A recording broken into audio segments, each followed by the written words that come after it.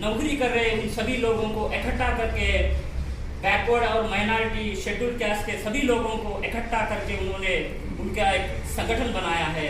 उसी संगठन के माध्यम से 1978 से लेके उन्होंने अपना संघर्ष शुरू किया है।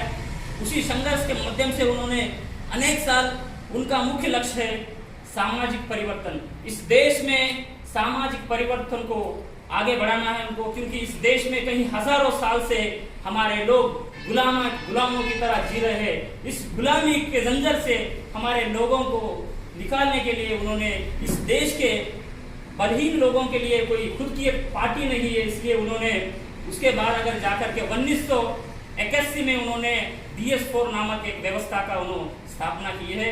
उसी व्यवस्था के आधार पर उन्होंने बहुत से साल उन्होंने फिर भी संघर्ष किया है। इस देश में जो दबा कुचला समाज है, जो भी शेड्यूल्ड कास्ट, शेड्यूल्ड ट्राइब है और OBC के समाज को एकत्रित करके उन्होंने इस मिशन को आगे बढ़ाया है।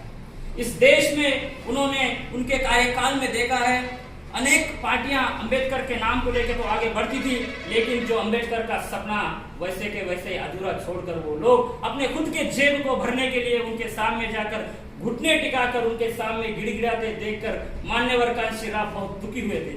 इस दुख को उन्होंने अपने दिल के अंदर रखे। उन्होंने उस दिन से उसके दिल में एक चेतना को जगा के इस हमारे बहुजन समाज में जो सोए हुए लोग हैं, इन लोगों के अंदर की जो चेतना की भावना है, उस भावना को जगाने का काम उन्होंने किया है। लेकिन आज हमारा समाज जीता जागता सोता समाज है। इस समाज को जगाने की जिम्मेदारी हम सब लोगों को ऊपर है बोल के इस समय आपको मैं याद दिलाना चाहता हूँ। ऐसे अगर देखेंगे हम तो आज भी इस देश को स्वतंत्र आके लगभग 75 साल गुजर चुके हैं, लेकिन इस देश में इस असमता का माहौल अभी तक भी कुछ बदलाव नहीं दिख रहा है। इसमें उनके जमाने में उनके जितना कार्यकाल था उन्होंने बहुत कुछ किया है, क्योंकि इन गरीब दबे पिछले लोगों के लिए एक पार्टी की स्थापना कर उन लोगों को कम से कम एक MLA MP बनने की हैसियत भी नहीं थी, वैसे लोगों को एक बहुजन समाज पार्टी का निर्माण करके उन लोगों को इन पार्टी के टिकट देने के लायक उनको बनाया है।